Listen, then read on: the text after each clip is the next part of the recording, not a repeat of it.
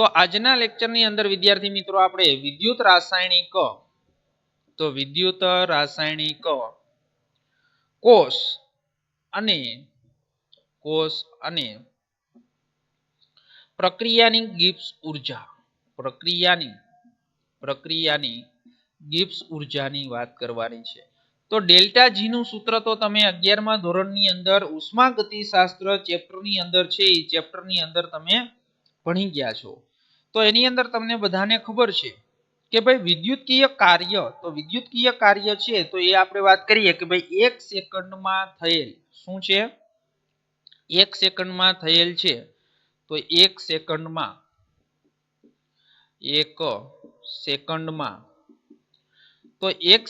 આપણે વાત કરીએ તો 1 સેકન્ડમાં થયેલ વિદ્યુત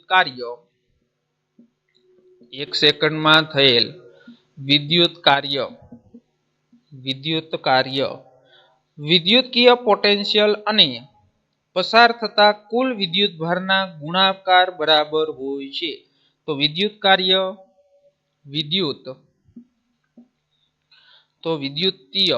પોટેન્શિયલ અને પસાર થયેલ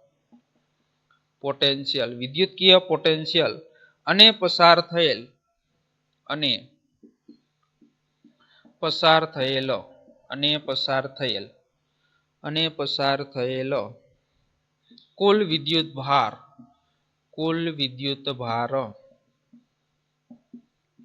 વિદ્યુતભારના ગુણાકાર બરાબર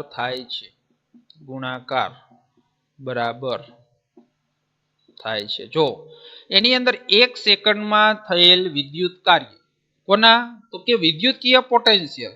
તો વિદ્યુતકીય પોટેન્શિયલ અને પસાર થયેલા કુલ વિદ્યુતભારના ગુણાકાર બરાબર થશે. તો એની અંદર જો આપણે ગેલ્વેનિક કોષની અંદર છે એ મહત્તમ કાર્ય મેળવવું હોય તો વિદ્યુતભાર છે એ પ્રતિવર્તીય રીતે પસાર કરવો જોઈએ. અને ગેલ્વેનિક કોષ દ્વારા થયેલું જે પ્રતિવર્તીય કાર્ય છે એ ગિબ્સ ઉર્જામાં ઘટાડા બરાબર થશે. અને આથી આપણે ધારો કે કોષનો આપણે શું લઈએ, EMF એટલે E સેલ, અને કુલ વિદ્યુતભાર થતો જે પસાર થાય છે એને આપણે શું લઈએ, NF. પસાર કરેલ વિદ્યુતભાર હોય તો ડેલ્ટા જી ઇક્વલ ટુ સૂત્ર લખવું હોય તો આના ઉપરથી શું લખાય, તો ડેલ્ટા RG. તો ડેલ્ટા RG એટલે તમને ખબર છે, R એટલે રિએક્શન એટલે પ્રક્રિયા, અને G એટલે શું થાય, ગિબ્સ ઉર્જા. તો શું કહેવાય આને, પ્રક્રિયાની ગિબ્સ ઉર્જા ઇક્વલ ટુ સૂત્ર લખવું છે. હવે જો શું કરશું આપણે, તો એની અંદર તમને ખબર છે કે ભાઈ કોષનો EMF છે એ શેની અંદર મપાય, E સેલની અંદર, અને પસાર થતો વિદ્યુતભાર છે તો એ વિદ્યુતભાર શું છે, NF. તો ડેલ્ટા RG ઇક્વલ ટુ સૂત્ર તમે 11મા ધોરણની અંદર પણ ભણી ગયા છો, માઇનસ N. N એટલે શું છે, તો કે ભાઈ ઇલેક્ટ્રોનમાં થતો ફેરફાર.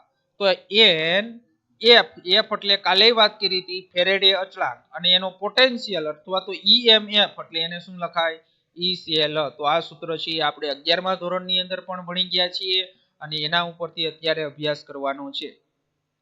તો હવે આપણે એમ કહીએ કે ભાઈ એની અંદર આ સૂત્રની ઉપરથી આપણે શું કરવું છે, તો કાલે આપણે જે ગેલ્વેનિક કોષ છે એ ભણી ગયા. તો ગેલ્વેનિક કોષનું છે સૂત્ર છે એ તમને લખતા આવડે છે.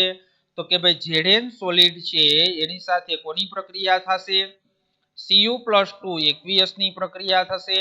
એકવીએસની પ્રક્રિયા થઈ અને શું મળશે, તો Zn+2 એકવીએસ મળશે, અને પ્લસ શું મળશે આપને, Zn+2 અને Cu સોલિડ. ઓકે. હવે આની અંદર તમને ખબર જ છે કે Zn છે એ શું થશે, તો Zn માંથી Zn+2 બને છે એટલે 2 ઇલેક્ટ્રોન છે એ શું થાય છે, તો કે 2 ઇલેક્ટ્રોન ગુમાવે છે, અને Cu છે એ શું કરે છે, 2 ઇલેક્ટ્રોન મેળવે છે.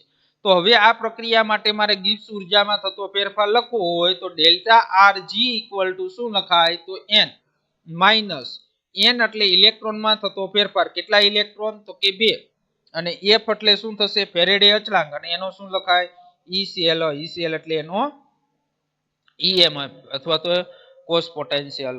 ઓકે. હાલો, તો એની અંદર આપણે છે જ્યારે આ પ્રક્રિયા છે એ શું કરીએ, તો આ પ્રક્રિયાને તમે 2 વડે ગુણી નાખો. એટલે તમે શું લખો, 2Zn સોલિડ પ્લસ શું થશે, 2Cu+2 એકવીયસ. ઉદાહરણ છે, અને ગીવ શું મળશે આપને તો શું મળશે 2Zn પ્લસ 2 એકવીયસ અને પ્લસ શું મળશે 2Cu સોલિડ. હવે તમને આ રિએક્શનમાં એમ પૂછે કે ભાઈ કેટલા ઇલેક્ટ્રોનનો ફેરફાર થાય છે તો તમને તરત જ ખબર પડી જાય કે Zn છે એ શું થાય છે તો Zn માંથી શું બને છે Zn પ્લસ 2 બને છે પણ Zn છે એ કેટલા છે અહીંયા તો Zn ના 2 મોલ છે એટલે શું થશે અહીંયા 4 ઇલેક્ટ્રોન છે એ શું કરશે ગુમાવશે.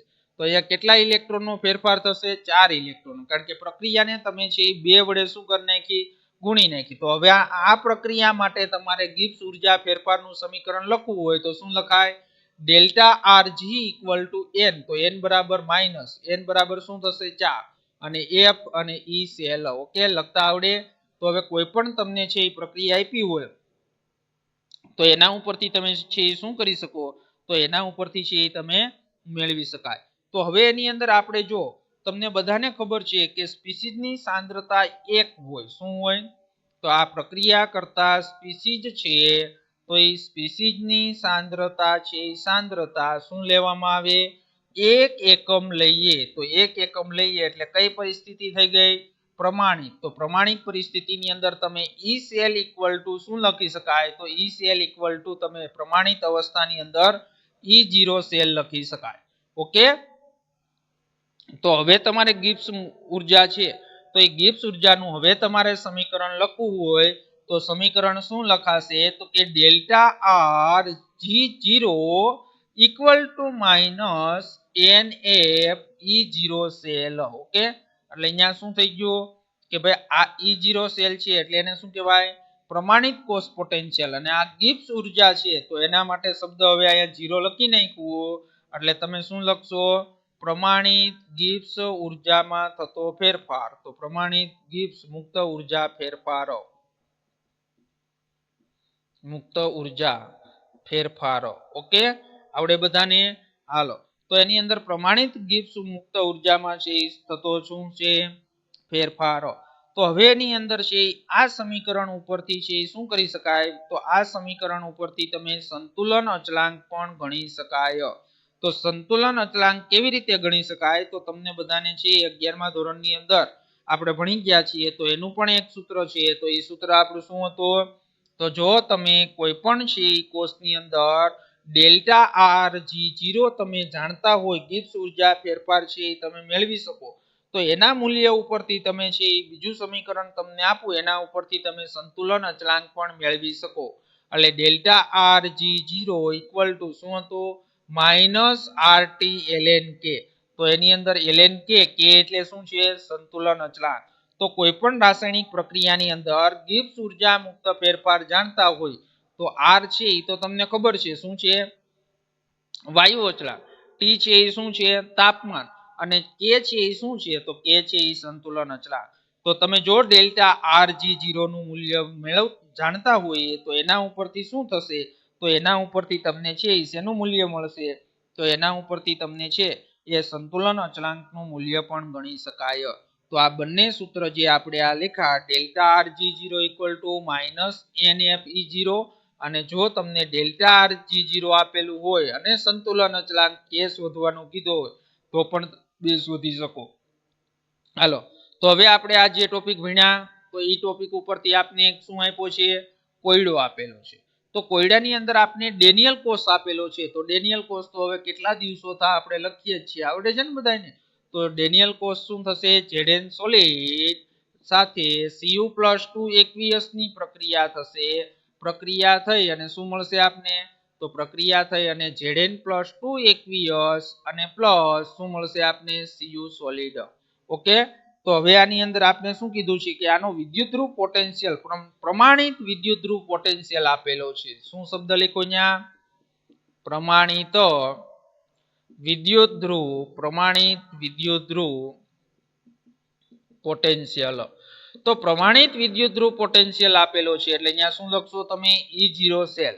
તો E0 સેલ તમને બધાને ખબર જ હોય ડેનિયલ કોષનો કેટલો હોય 1.1 વોલ્ટ આપે છે. તો તમારે એની પ્રમાણિત ગિબ્સ મુક્ત ઉર્જા શોધવાની છે. શું શોધવાનું છે પ્રમાણિત ગિબ્સ મુક્ત ઉર્જા પ્રમાણિત ગિબ્સ મુક્ત ઉર્જા. તો તો પ્રમાણિત ગિબ્સ મુક્ત ઉર્જા એટલે શું થશે? તો પ્રમાણિત ગિબ્સ મુક્ત ઉર્જા એટલે છે ડેલ્ટા RG0 થશે. શું થશે? Delta RG0. તો ડેલ્ટા RG0 શોધવો છે તો હમણાં જે આપણે આગળ સમીકરણ ભણી ગયા તો એ સમીકરણ તમે મૂકી દો એટલે આપને છે એ આન્સર મળી જશે. હાલો તો ડેલ્ટા RG0 ઇક્વલ ટુ શું થશે? -NFE0 cell. ઓકે, હાલો પેલા તો શું ગણતા આવડવું જોઈએ? ઇલેક્ટ્રોનમાં થતો ફેરફાર n. તો n તમને આવડે જ છે તો n એટલે શું થશે? તો n એટલે અહીંયા કેટલા ઇલેક્ટ્રોન Zn ગુમાવે છે? 2 ઇલેક્ટ્રોન ગુમાવે છે અને Cu છે એ 2 ઇલેક્ટ્રોન શું કરે છે? મેળવે છે. તો એ પ્રક્રિયા ઉપરથી તમને ઇલેક્ટ્રોનમાં થતો ફેરફાર આવડવો જોઈએ. એટલે શું કરશો? -2. ઓકે, પછી તમને ખબર છે ફેરેડે અચળાંક. ફેરેડે અચળાંકની કાલે મેં વાત કરી હતી 96487. એનો એકમ શું થાય? તો એનો એકમ છે કુલમ્બ મોલ ઇનવર્સ. શું થશે? Coulomb mall inverse. અને ઇન્ટુ, તો ઇન્ટુ હવે શું થશે? E0 સેલ, તો એ પણ તમને આપેલો છે. તો E0 સેલ છે 1.1 વોલ્ટ તમને આપેલો છે. તો હવે આની અંદર છે તમારે કેલ્ક્યુલેશન કરશો તો કેલ્ક્યુલેશન કરતા ડેલ્ટા RG0 ઇક્વલ ટુ શું મળશે? તો એની અંદર આપને મળશે માઇનસ છે -21,227.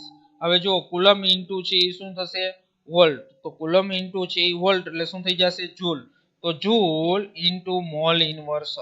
ઓકે, હવે આની અંદર છે એ શું થશે? 21,227 છે એટલે માઇનસ છે એટલે આપણે એને છે એ શું કરશું? તો આપણે હવે એને કિલો જૂલમાં ફેરવી નાખીએ. તો શું કરી નાખવાનું? ભાગ્યા 1000 એટલે શું થઈ જશે? -21.227 કિલો જૂલ પ્રતિ મોલ. હાલો ડેલ્ટા જી નું મૂલ્ય કેવું મળ્યું આપને? માઇનસ મળે એટલે મેં તમને આગળ આપણે 11મા ધોરણની અંદર શીખી ગયા કે ભાઈ આ પ્રક્રિયા છે એ કેવી થતી હોય? આપમેળે. તો આ પ્રક્રિયા છે એ પ્રક્રિયા કેવી થાય છે? તો પ્રક્રિયા છે એ આપમેળે થશે. ઓકે, આવડશે બધાને? હાલો તો આ છે એ આપણે વાત કરી ગિબ્સ ઉર્જામાં થતો ફેરફાર. હવે આપણે ત્યાર પછી જે આ 3 પોઈન્ટ ભણ્યા તો એ 3 પોઈન્ટ ઉપરથી આપને શું આપ્યું છે? તો 3 પોઈન્ટ ઉપરથી આપને એના 3 કોયડાઓ લખાણ સંબંધિત પ્રશ્નો આપ્યા છે. તો આ ચેપ્ટરની અંદર વિદ્યાર્થી મિત્રો બોર્ડની પરીક્ષાની અંદર દાખલાઓ છે તો એ દાખલાઓ પૂછાઈ શકે તો આપને છે એ દાખલાઓ પણ આવડવા જોઈએ. તો આ દાખલાઓ છે એ પણ તમને સાથે સાથે અહીંયા હું કરાવી દઉં એટલે તમને ખ્યાલ આવી જાય. 3 ટોપિકના એક દાખલાઓ આપને આપેલા છે. તો એની અંદર પેલો 3.4 દાખલો છે. તો 3.4 દાખલાની અંદર આપને કીધું છે pH 10 વાળા. શું કીધું છે? pH 10 વાળા. તો pH 10 વાળા છે એ 10 વાળા દ્રાવણ સાથે સંપર્કમાં રહેલા દ્રાવણ સાથે સંપર્કમાં રહેલા હાઇડ્રોજન વિદ્યુત ધ્રુવનો પોટેન્શિયલ ગણો. હાઇડ્રોજન વિદ્યુત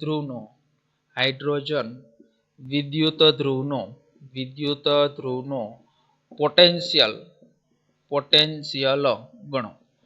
પોટેન્શિયલ ગણો. તો તમને બધાને ખ્યાલ જ છે કે ભાઈ આપણે છે pH 10 એટલે તમારે છે શું આપેલું છે? 11મા ધોરણની અંદર ભણ્યા હોય તો તમને ખબર હોય કે ભાઈ pH છે તો એ pH ઉપરથી તમને શું શોધતા આવડવું જોઈએ? તો pH ઉપરથી તમને છે એની સાંદ્રતા શોધતા હાઇડ્રોનિયમ અથવા તો H+ આયનની સાંદ્રતા શોધતા તમને આવડવી જોઈએ. તો એ H+ ની તમને સાંદ્રતા છે એ શોધતા આવડે એટલે તમને છે એ દાખલો જે આપણે E0 વાળું સેલ વાળું જે સૂત્ર ભણી ગયા હતા તો એની અંદર તમે કિંમત મૂકી દેશો તો કિંમત મૂકી દેતા તમને તરત જ છે એનો આન્સર મળી જશે. ઓકે, હાલો તો pH નું આના આન્સરની વાત કરીએ. pH નું સૂત્ર બધાને આવડતું હશે. શું થશે?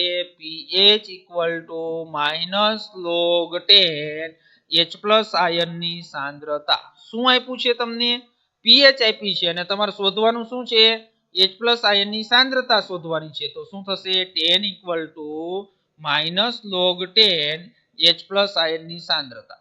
જો આ માઇનસ છે અને આ બાજુ લઈ જાવ તો પ્લસ થઈ જશે એટલે શું થઈ જશે? log10 હાઇડ્રોનિયમ આયનની સાંદ્રતા ઇક્વલ ટુ શું થઈ જશે? -10. હવે જો log10 છે ને સામેની બાજુ લઈ જવું છે તો શું થઈ જાય? એન્ટી લોગ એટલે શું થશે? H+ ઇક્વલ ટુ તો H પ્લસ ઇક્વલ ટુ શું થશે? તો H પ્લસ ઇક્વલ ટુ છે એ એન્ટીલોગ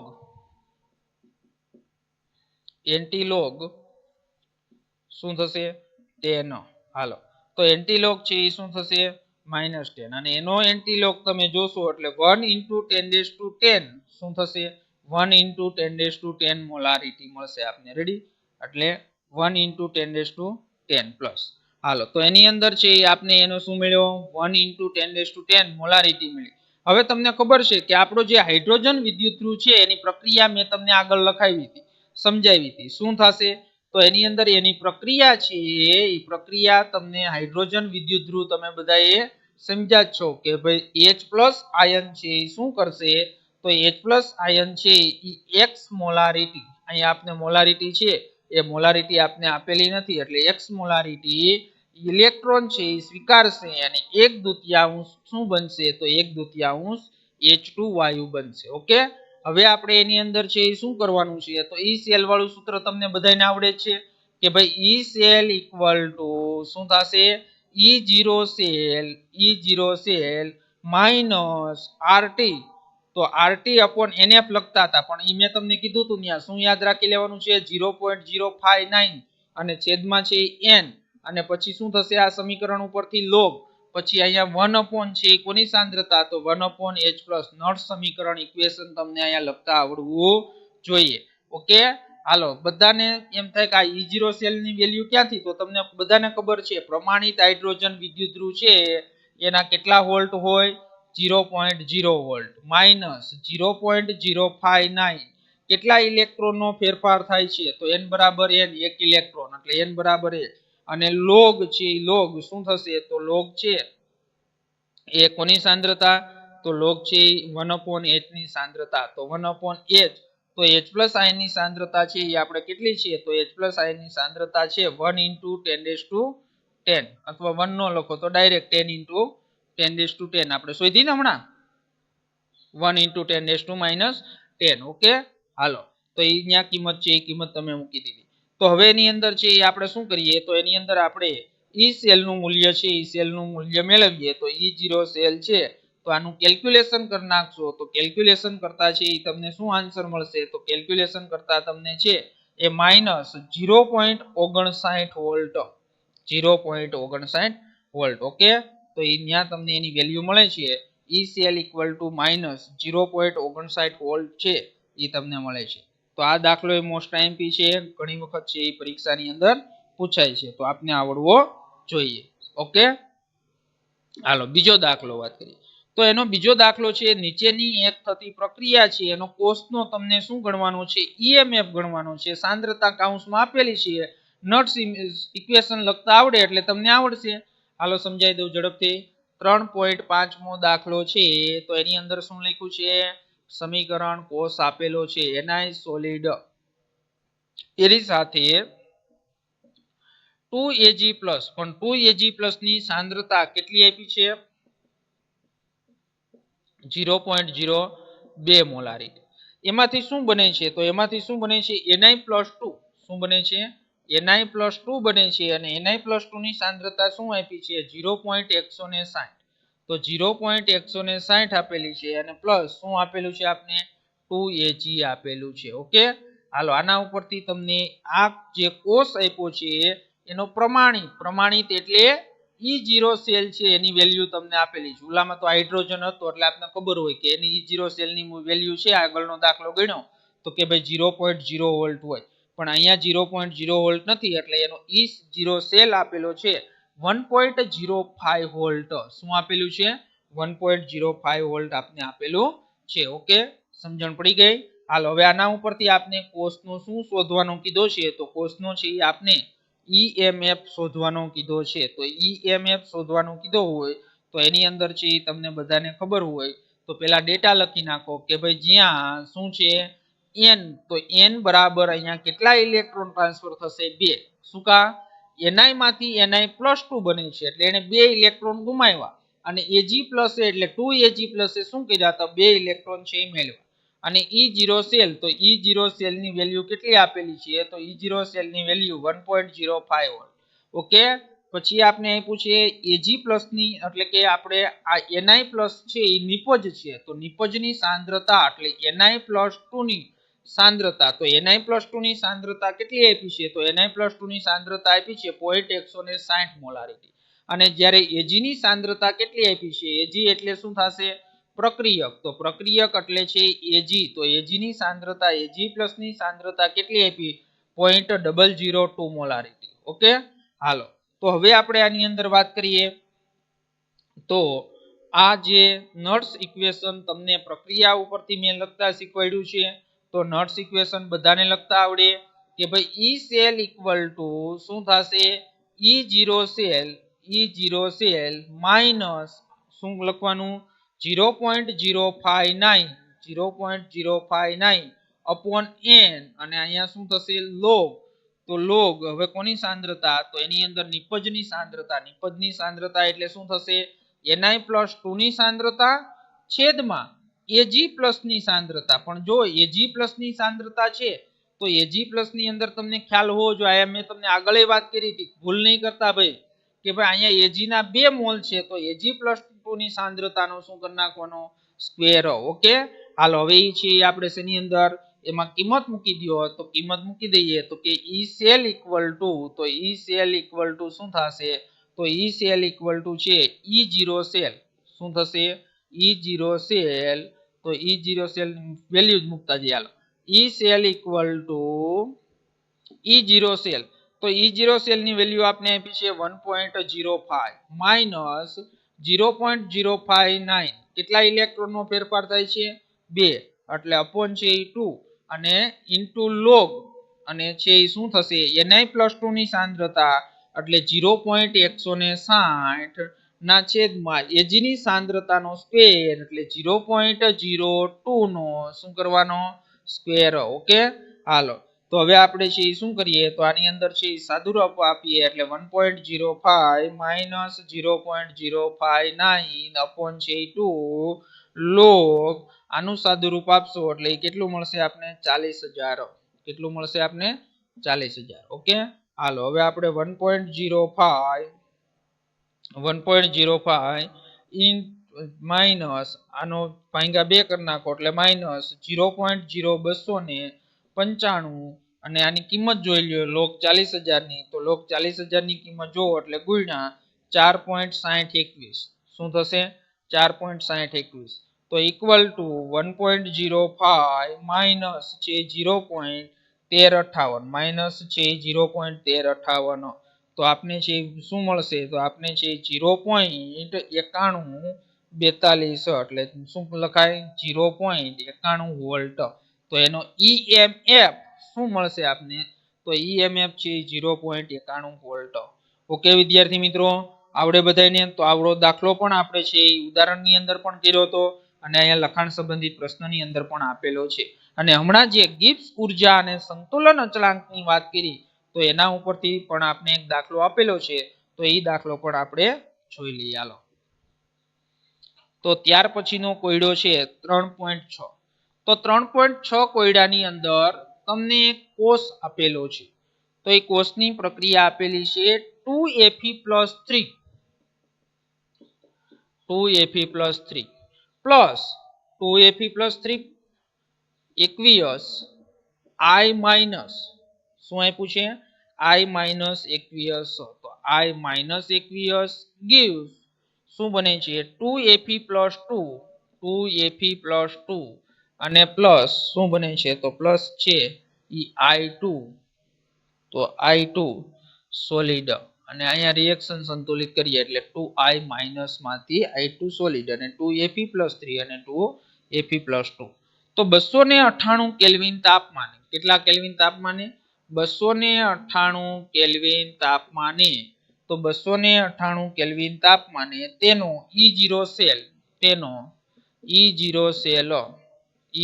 સેલ કેટલો આપેલો છે તો તેનો E0 સેલ છે એ 0.236 આપેલો છે તો 0.236 વોલ્ટ છે તો આ પ્રક્રિયાની અંદર પ્રમાણિત ગિબ્સ ઉર્જા એટલે ΔRG0 અને બીજું શું શોધવાનું કીધું છે સંતુલન અચળાંક, તો સંતુલન અચળાંક છે કે શોધો. ઓકે, હાલો તો હમણાં જ આપણે સૂત્ર ભણ્યા કે ભાઈ ડેલ્ટા RG0 ઇક્વલ ટુ સૂત્ર શું લખતા હતા, તો કે ભાઈ ડેલ્ટા RG0 ઇક્વલ ટુ શું લખતા હતા, -NF E0 સેલ.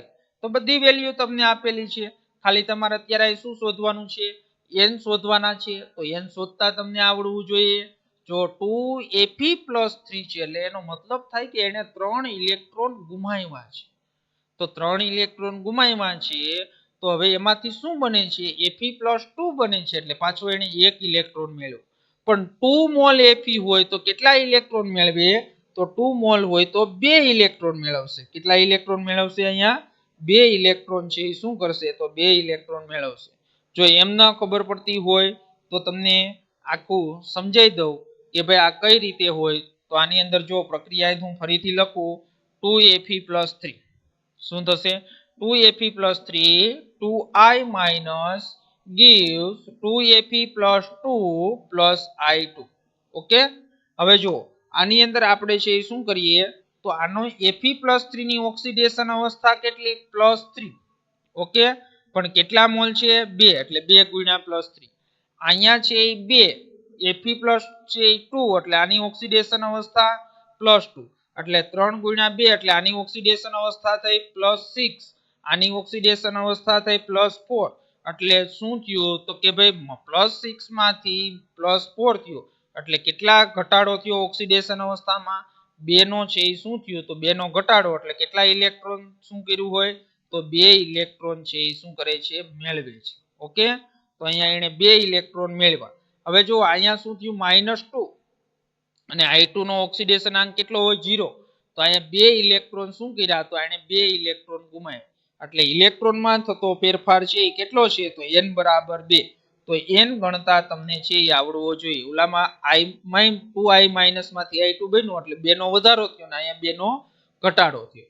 તો હવે એના ઉપરથી જે આપણે સમીકરણ ભણ્યા, તો સમીકરણ શું છે, ડેલ્ટા RG0 ઇક્વલ ટુ, તો delta RG0 equal two -N E અથવા F લખો, પેલા F E0 સેલ.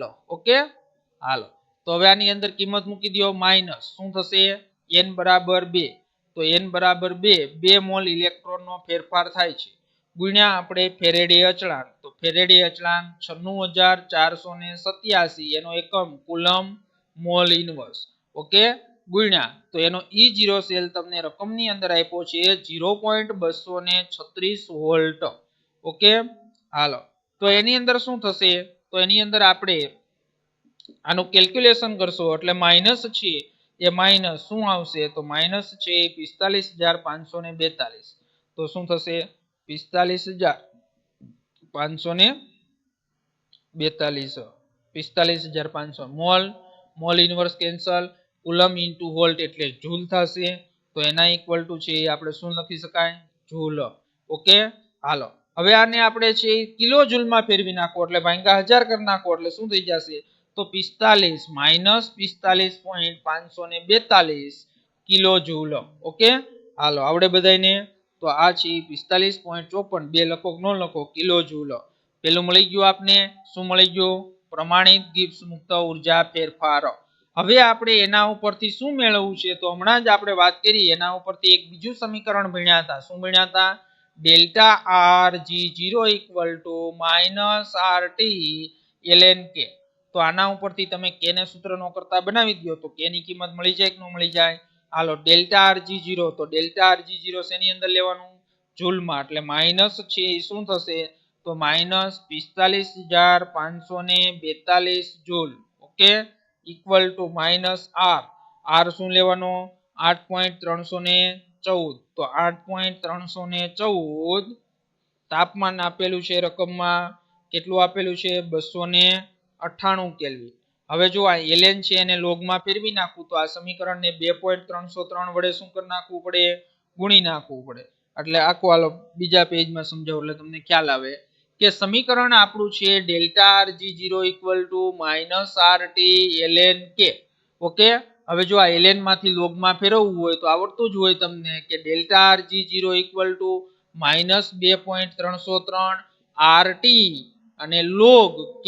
ઓકે, થઈ ગયું। હવે આની કિંમત મૂકી દો તો એની કિંમત હમણાં આપણે જોઈ માઇનસ છે કેટલી હતી તો માઇનસ છે માઇનસ 45,500 ને શું થશે તો 45,542 ઇક્વલ ટુ માઇનસ શું થશે 2.303 ગુણ્યા આર તો આર ની કિંમત છે કેટલી હોય 8.314 ગુણ્યા ટી તો ટેમ્પરેચર છે એ કેટલું છે 298 કેલ્વિન અને ગુણ્યા શું થશે તો ગુણ્યા log Kc ઓકે હાલો તો હવે સૂત્રનો કરતા કોને બનાવીએ log Kc તો log Kc ઇક્વલ ટુ સમીકરણ શું થશે તો એની અંદર માઇનસ 45,542 છેદમાં તો છેદમાં શું થશે માઇનસ 2.303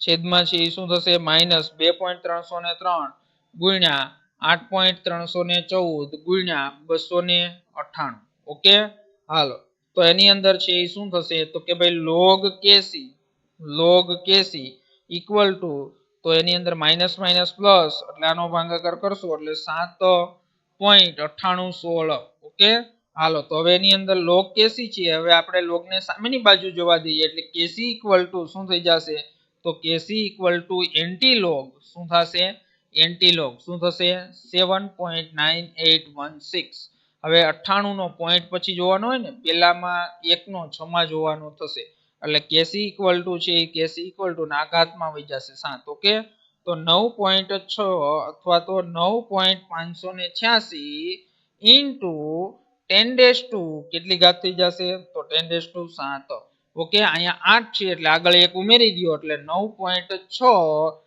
ઇન્ટુ 10 તો આ તમને છે એનો Kc એટલે શું મળ્યો સંતુલન અચળાંક મેળવી શકાય ઓકે વિદ્યાર્થી મિત્રો તો આ લખાણ સંબંધિત 3 દાખલાઓ જે ગણ્યા તો એ પણ 3 દાખલાઓ આપને છે એ શું થવું જોઈએ આવડવા જોઈએ તો લખાણ સંબંધિત પ્રશ્નો છે એ પણ આપને આવડવા જોઈએ હવે ત્યાર પછી આપણે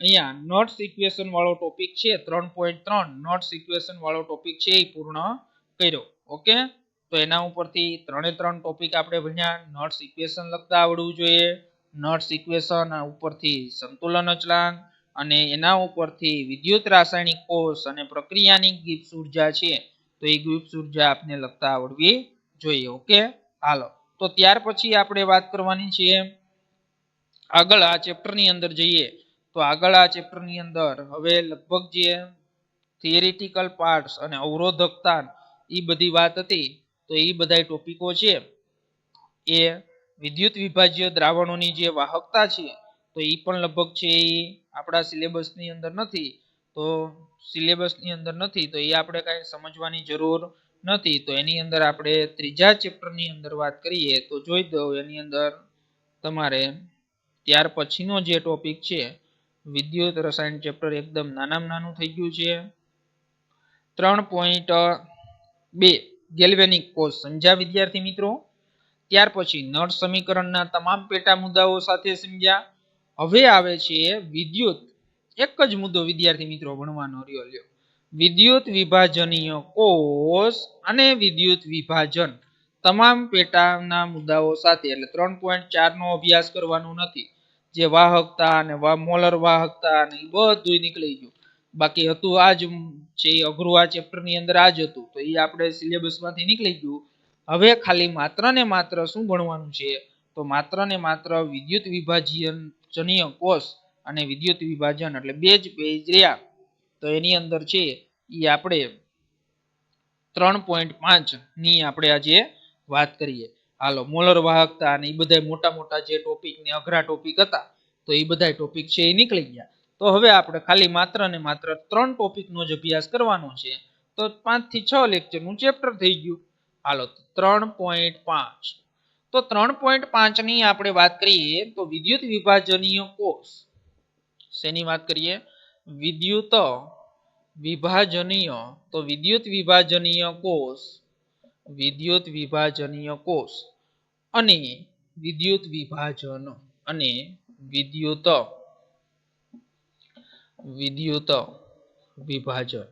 અને વિદ્યુત વિભાજન તો વિદ્યુત વિભાજનીય કોષ અને વિદ્યુત વિભાજનની વાત કરવાની છે તો એની અંદર તમને બધાને ખબર જ છે કે ભાઈ વિદ્યુત વિભાજનીય કોષની પહેલા વાત કરી દઈએ અને પછી વિદ્યુત વિભાજનની વાત કરીએ.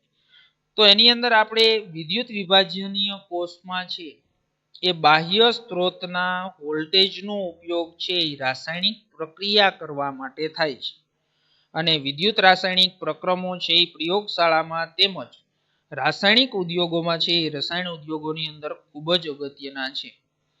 તો વિદ્યુત વિભાજીય કોષમાંના સૌથી સાદો કોષ આપણે કોપર સલ્ફેટના જલીય દ્રાવણમાં ડુબાડેલી 2 કોપરની પટ્ટીઓ ધરાવે છે અને જો બંને ધ્રુવોને સીધો પ્રવાહ ડીસી લાગુ પાડવામાં આવે તો કેથોડ છે ઋણ ભારિત પર Cu+2 આયન છે વિસર્જિત થશે અને પ્રક્રિયા છે નીચે પ્રમાણે થશે. તો એની અંદર હું તમને આકૃતિ દોરીને સમજાવું એટલે ખ્યાલ આવે તમને કે ભાઈ ધારો કે આપણે સૌથી સાદામાં સાદા કોષની વાત કરીએ તો આની અંદર તમે છે શું કરો છો તો આની અંદર તમે છે એ CuSO4 એટલે કે કોપર સલ્ફેટનું દ્રાવણ ભરો છો. શેનું દ્રાવણ ભરો છો? CuSO4. તો CuSO4 નું છે એ દ્રાવણ ભરો છો એની અંદર તમે 2 કોપરની પટ્ટીને ડુબાડો છો. શું કરો છો તમે? 2 કોપરની પટ્ટીને ડુબાડો છો. એની સાથે બાહ્ય વોલ્ટેજ એટલે બેટરી છે તમે શું કરો છો તો બેટરીને તમે જોડી દીધી. તો એની અંદર તમને ખબર જ છે કે એક કોપરની પટ્ટી એનોડ તરીકે વર્તે છે અને એક કોપરની પટ્ટી છે એ કોના તરીકે વર્તે છે? કેથોડ તરીકે. એનોડ છે એ શું થશે તો એનોડ ઓગળશે અને કેથોડ ઉપર છે એ શું થશે? વિસર્જિત એટલે કે જમા થશે. તો નીચેની છે એ 2 પ્રક્રિયાઓ થશે. તો કેથોડ ઉપર છે કેથોડ એટલે ઋણભારિત શું થશે અને એનોડ એટલે ધનભારિત. ઓકે, તો એની અંદર છે એ આપને ખ્યાલ જ છે કે ભાઈ એની અંદર આપણે પ્રક્રિયા લખીએ કે ભાઈ કેથોડ ઉપર એનોડ ઓગળશે એટલે કેથોડ ઉપર Cu+2 આયનોનું છે ઇલેક્ટ્રોન મેળવી અને જમા થશે. એટલે કેથોડ ઉપર થતી પ્રક્રિયા જો તમારે લખવી હોય તો શું લખો કે ભાઈ Cu+2 એકવીયસ છે તે 2 ઇલેક્ટ્રોન મેળવી અને શું બનાવે છે તો Cu સોલિડ. શું બનાવે છે? આપને Cu સોલિડ બનાવે છે. ઓકે, તો કેથોડ ઉપર છે એ શું થશે તો કોપર ધાતુ છે નિક્ષેપિત થશે અને એનોડ પર છે કોપર+2 આયનો છે નીચે પ્રમાણે પ્રક્રિયા થશે. તો એનોડ ઓગળે છે.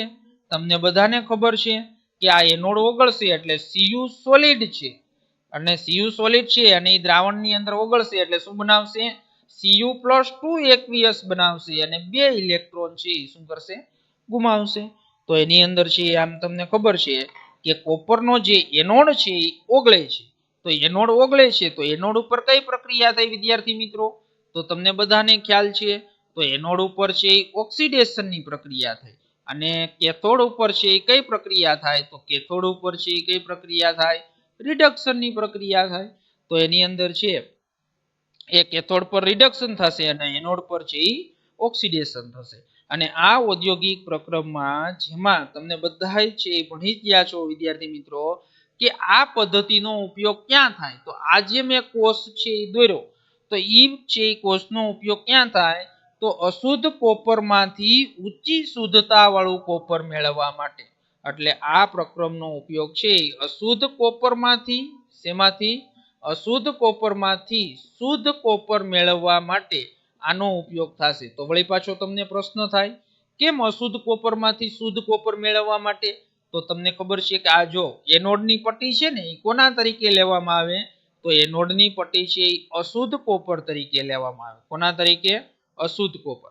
એટલે Cu+2 આયનો છે એ ઓગળશે પણ જ્યારે અહીંયા શું થશે તો એ 10મા ધોરણની અંદર તમે ભણી ગયા અથવા તો આપણે ઓલા ચેપ્ટરમાં હમણાં ભણી ગયા તો જે ઓલું ચેપ્ટર કદાચ આપણે બાકી હશે તત્વોનું અલગીકરણ. તો તત્વોના અલગીકરણની અંદર આપણે આ પદ્ધતિ આવશે કે અશુદ્ધ કોપર હોય એની અંદર અશુદ્ધિ છે એ ઓગળશે નહીં કોપર સલ્ફેટના દ્રાવણમાં. એટલે અશુદ્ધિ અહીંયા પાત્રના તળિયે છે એ જમા થશે અને કોપર ઓગળી અને આના ઉપર નિક્ષેપિત થશે.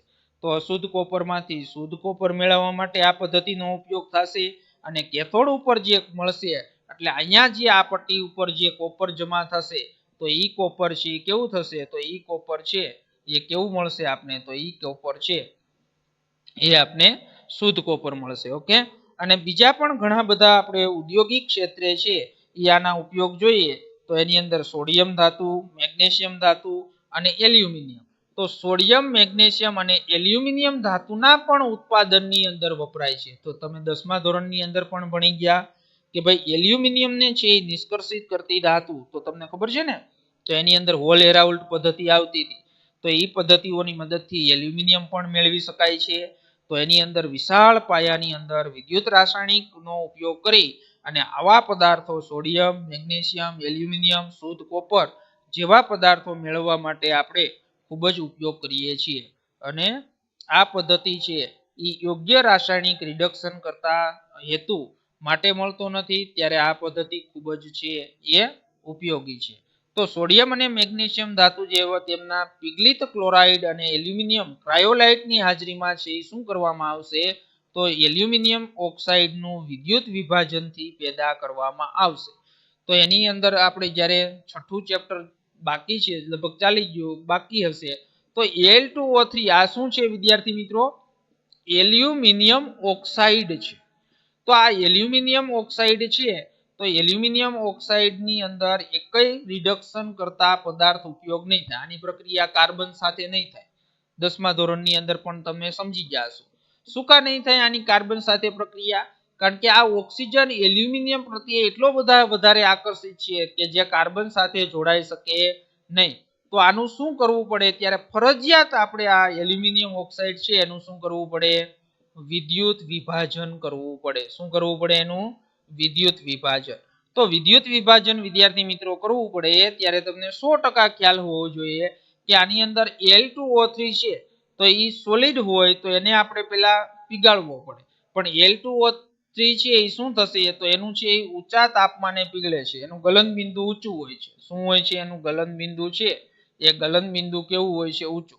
તો આની અંદર આપણે ક્રાયોલાઇટ એટલે કે NaAlF6 શું થશે, NaAlF6 એટલે Na ક્રાયોલાઇટ નું અણુસૂત્ર ને, તો ક્રાયોલાઇટ નું અણુસૂત્ર શું થશે, તો ક્રાયોલાઇટ નું અણુસૂત્ર આપણે 6થા ચેપ્ટર ની અંદર Na3Alf6 હા Na3Alf6 એવું છે. તો આની અંદર ક્રાયોલાઇટ ની હાજરીમાં છે શું કરશું, તો ક્રાયોલાઇટ ની હાજરીમાં છે એ એલ્યુમિનિયમ ઓક્સાઇડ નું વિદ્યુત વિભાજન કરશું. તો આ તમને એમ થાય કે આ ક્રાયોલાઇટ પદાર્થ શું કા ઉમેરવામાં આવે છે, તો એ આપણે આગળ આવશે હોતી કે એનું ગલન બિંદુ છે એ નીચું લાવવા માટે. કારણ કે ગલન બિંદુ ઊંચું હોય તો એની અંદર એનું ઊંચા તાપમાને શું કરવું પડે, તો ઊંચા તાપમાને એનું વિદ્યુત વિભાજન કરવું પડે. પણ ઊંચા તાપમાને વિદ્યુત વિભાજન તમે કરો તો એ પ્રક્રિયા છે એ પ્રમાણમાં કેવી થશે, તો પ્રક્રિયા છે એ પ્રમાણમાં મોંઘી પડશે. એટલા માટે આની અંદર ક્રાયોલાઇટ જેવા પદાર્થોનો છે એ શું કરી, ક્રાયોલાઇટ જેવા પદાર્થોનો ઉપયોગ કરી અને આપણે એનો છે એ શું કરી શકાય કે ઓછા ખર્ચે છે એનું વિદ્યુત વિભાજન થઈ શકે, એટલે ક્રાયોલાઇટ ઉમેરવામાં આવશે. ઓકે, હાલો હવે વિદ્યુત વિભાજનની જથાત્મક બાબતોની વાત કરવી છે. અને જે તમે ફિઝિક્સની અંદર ભણી ગયા છો કે ભાઈ ફેરેડેનો પ્રથમ નિયમ અને ફેરેડેનો બીજો નિયમ, તો એની અંદર વિદ્યુત વિભાજનની જથાત્મક બાબતો માઇકલ ફેરેડે નામના સૌ પ્રથમ વૈજ્ઞાનિક હતા અને જેમણે વિદ્યુત વિભાજનની જથાત્મક બાબતોનું શું કર્યું, વર્ણન કર્યું છે. અને અગાઉ જે એને ચર્ચા કરી અને એના બે ફેરેડેના નિયમો છે એને તારવા છે. તો એ બંને નિયમો ફિઝિક્સની અંદર તમે અભ્યાસ કરી જ ગયા છો. અને ફરીથી આપણે ફેરેડેના વિદ્યુત વિભાજ્યના નિયમોનો આપણે અભ્યાસ કરવો છે. તો એની અંદર બે નિયમો છે.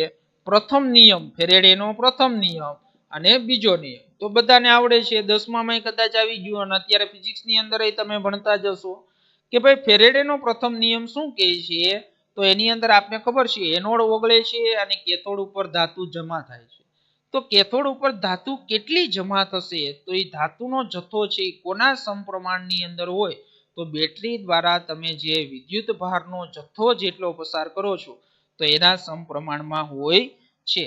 તો હવે આપણે આ નિયમ લખવો હોય તો નિયમ શું લખાય, પ્રવાહને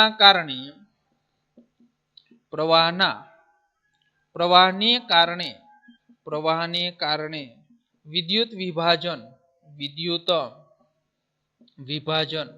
તો પ્રવાહના કારણે વિદ્યુત વિભાજન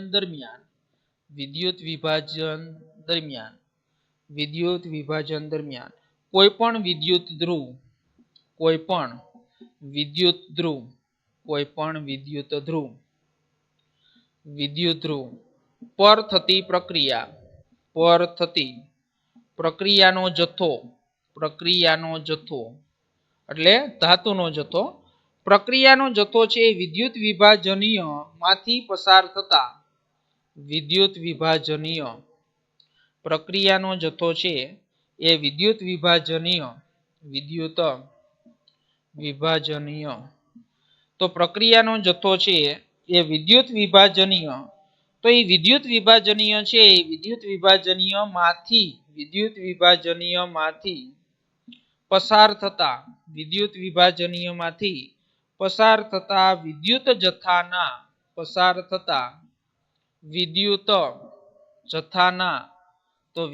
જથ્થાના સમપ્રમાણમાં હોય છે. ઓકે, તો કાંઈ નથી એની અંદર વિદ્યાર્થી મિત્રો કે વિદ્યુત વિભાજનીયમાંથી પસાર થતા વિદ્યુત જથ્થાના સમપ્રમાણમાં હોય છે.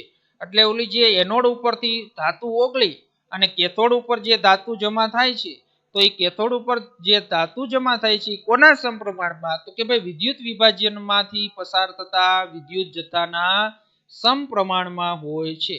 તો પ્રથમ નિયમ તો બધાને આવડે જ છે. હવે બીજો નિયમ જો, તો બીજા નિયમની અંદર કાંઈ નથી વિદ્યાર્થી મિત્રો. એની અંદર આપણે જો જુદા જુદા વિદ્યુત વિભાજન લેવામાં આવે, શું કરવામાં આવે? જુદા જુદા વિદ્યુત વિભાજનમાં દ્રાવણમાંથી વિદ્યુતનો જો સમાન જથ્થો પસાર કરતા તો જુદા જુદા પદાર્થોમાંથી મુક્ત થયેલા જથ્થાઓ તેમના રાસાયણિક તુલ્યભારના સમપ્રમાણમાં હોય છે. કોના સમપ્રમાણમાં હોય છે? રાસાયણિક તુલ્યાંકના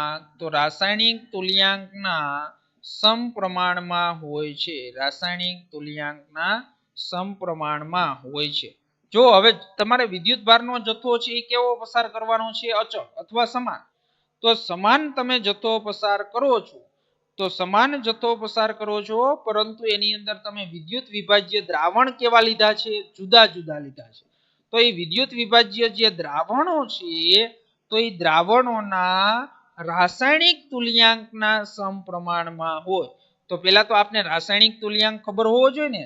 તો રાસાયણિક તુલ્યભારનું સૂત્ર લખી દો તમને કે રાસાયણિક તુલ્યભાર. તો રાસાયણિક તુલ્યભારની આપણે સૂત્રની વાત કરીએ તો રાસાયણિક તુલ્યભાર ઇક્વલ ટુ શું થશે? તો ધાતુનું પરમાણ્વીય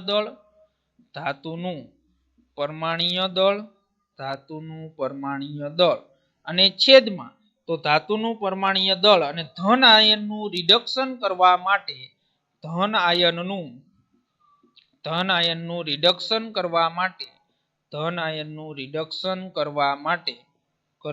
માટે જરૂરી ઇલેક્ટ્રોનની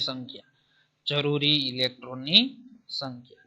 તો આ જે રાસાયણિક તુલ્યાંક તમને જે મળશે એના છે શું હશે? તો એના સમપ્રમાણની અંદર હશે. એટલે જો તમે જુદા જુદા વિદ્યુત વિભાજનીય દ્રાવણ લ્યો તો ત્યારે તમારે એની અંદર શું કરવાનું છે? તો ત્યારે તમારે એની અંદર છે એ ધન આયનનું જે રાસાયણિક તુલ્યભાર છે તો એ રાસાયણિક તુલ્યભારના છે કેવા પ્રમાણની અંદર હશે? તો રાસાયણિક તુલ્યભારના છે એ સમપ્રમાણની અંદર હશે. તો વિદ્યાર્થી મિત્રો આ છે ફેરેડેનો પ્રથમ નિયમ અને ફેરેડેનો છે એ દ્વિતીય નિયમ. તો બંને છે એ બંને આપને આવડવા જોઈએ. ઓકે, હાલો તો વિદ્યાર્થી મિત્રો કમ્પ્લીટ અહીંયા સુધી ફેરેડેનો છે એ પ્રથમ નિયમ અને ફેરેડેનો છે એ દ્વિતીય નિયમ છે એ કમ્પ્લીટ તૈયાર કરી નાખો એટલે તમને છે એ આવડી જશે. રેડી? વિદ્યુત વિભાજનીય કોષની વાત આપણે કરી. હવે આવતા લેક્ચરની અંદર ફેરેડેની વાત કરવાની છે અને એના ઉપરથી વિદ્યુત વિભાજ્ય નિપજની વાત કરવાની છે. એટલે બે લેક્ચરની અંદર આપણું આ ચેપ્ટર છે તો એ ચેપ્ટર શું થઈ જશે? તો ચેપ્ટર છે એ પૂર્ણ થઈ જશે. ઓકે, હાલો તો એની અંદર કમ્પ્લીટ તૈયારી કરી નાખજો. માત્ર ને માત્ર 3 ટોપિકનો જ તમારે અભ્યાસ કરવાનો છે આ ચેપ્ટરની અંદર. તો એ 3 ટોપિક છે એ કમ્પ્લીટ તૈયાર કરી નાખજો અને એના ઉપરથી જે બધાય આવતા દાખલાઓ છે તો એ દાખલાઓ પણ આપણે છે એ ગણવાના છે અને જે સ્વાધ્યાયની અંદર દાખલાઓ આવશે એ પણ ગણાવી દઈશ. એટલે આ ચેપ્ટરમાંથી તમારે એક પણ માર્ક્સ જવો ન જોઈએ કારણ કે 3 જ ટોપિકનો છે એ શું કરવાનો છે? અભ્યાસ કરવાનો છે. ઓકે.